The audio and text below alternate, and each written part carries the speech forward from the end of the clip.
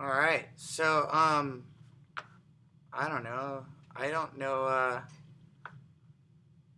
I hope this is easier than Dataset 5 because I couldn't figure out Dataset 5. R measured in meters. Well, maybe that's a radius. And then FEL, probably some kind of elastic force measured in newtons because it's measured in newtons. That's my best guess. Maybe it's a spring or something. A rubber band, that would be elastic, right? So here's R, 0.2, 0.5, 1, 2, 5, 10, 20. And then F, force elastic, looks like 425, 68.3, 16.5, 4.26, 0.67, 0.18, 0.042. Okay? And if I graph these, let's see what I get. Always has to be the scatter. There we go. Okay, so that's an inverse relationship, right? Hyperbola. So this is elastic force versus radius. And I'm just guessing on that part. Chart title, let's do horizontal. That would be the radius, right? And radius in meters. The vertical axis looks like it's elastic force. And again, I'm just guessing. But it's measured in newtons, so it would make sense. And I can't put a best fit line there, right? So I want to take this axis. I think elastic force could be proportional to 1 over r, right? So I'm going to copy elastic force down, right?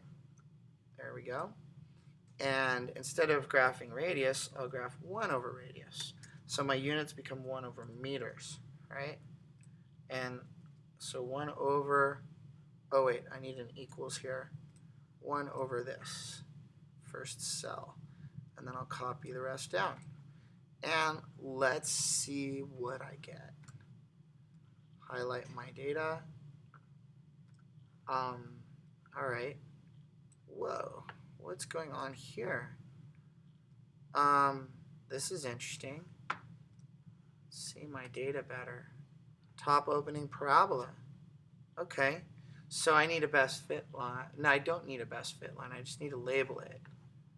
So this is what I got when I graphed elastic force versus 1 over radius, right? And on the horizontal axis, I now have 1 over radius, which makes the units 1 over meter, right? The vertical axis is elastic force measured in newtons. And the series, oh wait, I can't put a trend line, that's not linear.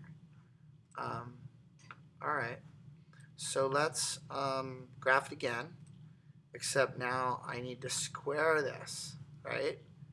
So I'm going to bring down elastic force again, the same as it was, but I'm going to square the horizontal axis.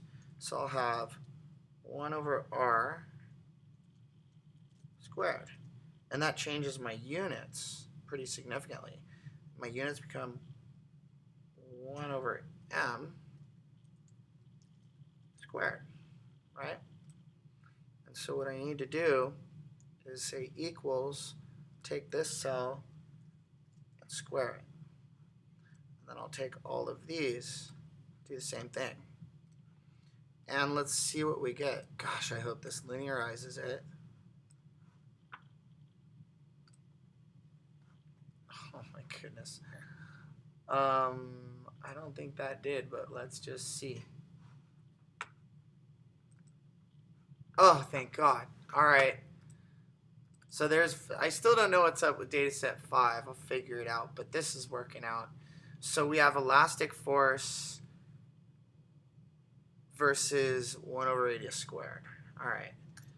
Elastic force versus 1 over radius squared. That's what I graphed to get that. And I'm going to change the horizontal axis. It's kind of complicated.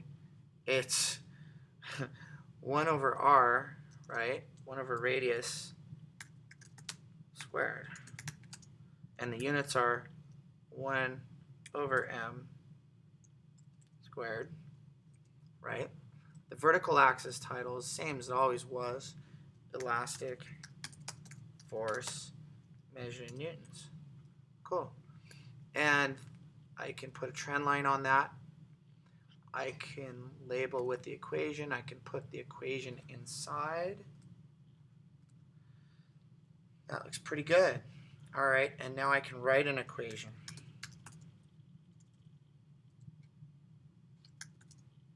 Okay, so let's give it a try.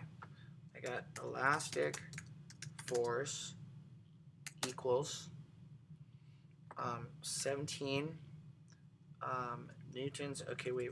I need my parentheses. 17 newtons per. Oh, this is going to be fun.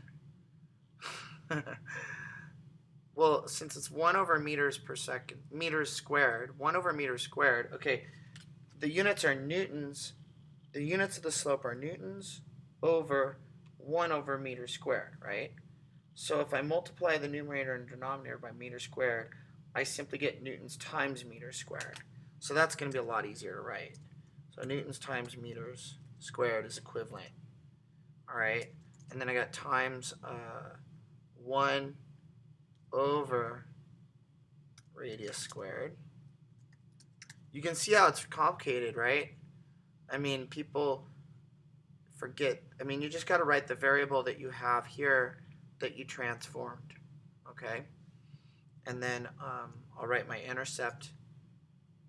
It looks like 0.04, and the units would be newtons. That's a really small amount of force, but it's nice to see that, you know, maybe when the radius is 0, there shouldn't be any elastic force. So we're very close to 0 there.